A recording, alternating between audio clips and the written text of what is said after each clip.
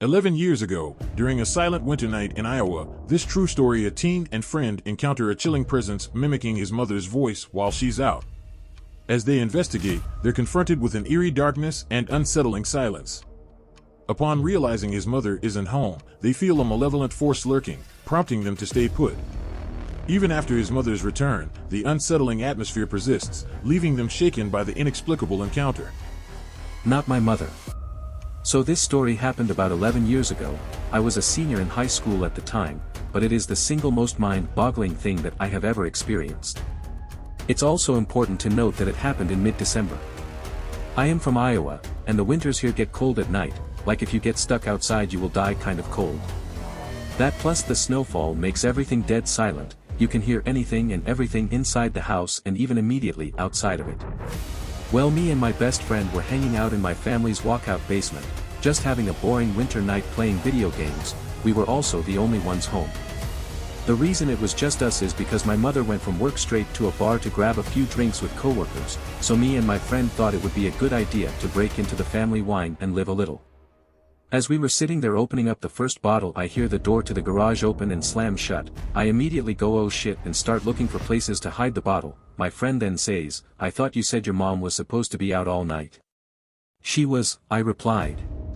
I then heard a few heavy stomps and hear my mother yell out, "Mio Sanbo. Anyone home?" I yell back up the stairs, "Yup. Just hanging out in the basement." I hear a few more steps move from the garage door towards the stairs and she yells out again, "Can you come help me with something? I need you up here." I reply back while frantically trying to find a good place to hide the wine bottle, "Yup. Give me just a minute." Then there was silence for about 20 seconds. "Anyone down there with you?" She yelled back in a more concerned, serious tone, in a voice that was slightly off of my mother's. This was the first thing that told me something wasn't right. Our family never cared if anyone was over, as our house was a very open house to all family and friends, and the voice, it was just wrong, like it sounded like my mother's, but it was missing something that I couldn't out my finger on. Weirded out, I reply back, "Just Colton." After I yelled that back to her, I found a good place to hide the bottle and began walking up the steps to the next level. Now as I was walking up the steps, I couldn't help but feel the overbearing silence of the house, and the slight electric twinge that something isn't right. When I got to the top of the steps, I look over to where the door to garage is and also the kitchen right next to it, and it's black, pitch black, all if the lights were off, and there was no moonlight shining through any windows. I walked over to the kitchen yelling out, "Mom. Where are you?" There was no reply, just silence and darkness. I feel the electric twinge turn into full needles, and my adrenaline kicking in full force. I have to get out of here as fast as possible. My mother was not home. I run back down the stairs grabbing my coat along the way. "What's wrong?" Colton says, "My mom's not home." I reply as fast as I can, looking for my truck keys. "What do you mean? You were just talking with her." I could see the confusion in his face. "There's no one home, we need to leave now." I took a few steps towards the back door that opens up to the yard, and then I see my dog shaking on the couch, and my cat growling behind it. I couldn't leave them, I just knew that if we left something would happen. "Are we leaving?" Colton said, still confused as all hell. "No, I can't leave them here alone, something is really off. I'm going to call my mom and figure this out." I pull out my phone and call my mom. She picks up immediately, "Mio Sanbo. What's going on?" She answers, "Mom, were you just home? I heard you yelling for me from the second level, and when I went up you weren't there." I said frantically, hoping that she was playing a joke. "No, I'm just leaving the bar, I wasn't feeling very well. Are you okay?" "What do you mean you heard me?" I fill her in on the whole story and she rushes home. Colton and I stayed in the basement with the animals until she got home, but before she did you could hear something upstairs, not walking or sitting on things, but a pressure in the air, like a black hole was slowly moving from one room to the next, and the word that I would instinctively describe it as is hungry. When she got home you could feel the thing leave just as quick as it came, like an overbearing predatory presence had just flown away.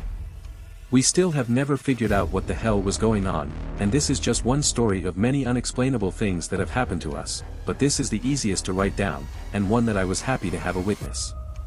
My mother has passed away now, and I have moved away to Arizona, but whenever I go back to Iowa and I see Colton he still gets creeped out by what had happened. I will never truly know what happened, but I know that whatever it was that had my mother's voice, it was evil, and it was hungry. Pasal Su. I had a similar experience a few years ago. I was living in an apartment with my husband, 2-year-old daughter, and our cats. My husband had left for work and I was packing the diaper bag in the kitchen with my daughter. I heard movement towards our bedroom and thought maybe my husband had stepped back in when I was paying attention, and then heard my husband say, "Babe," which is odd because he never calls me that. My daughter starts to run to our room to him, so I grab her arm and just yell back, "What?" with a response of, "Babe, come here." Our cats were in the hallway towards our bedroom with their hackles raised and tails poofed.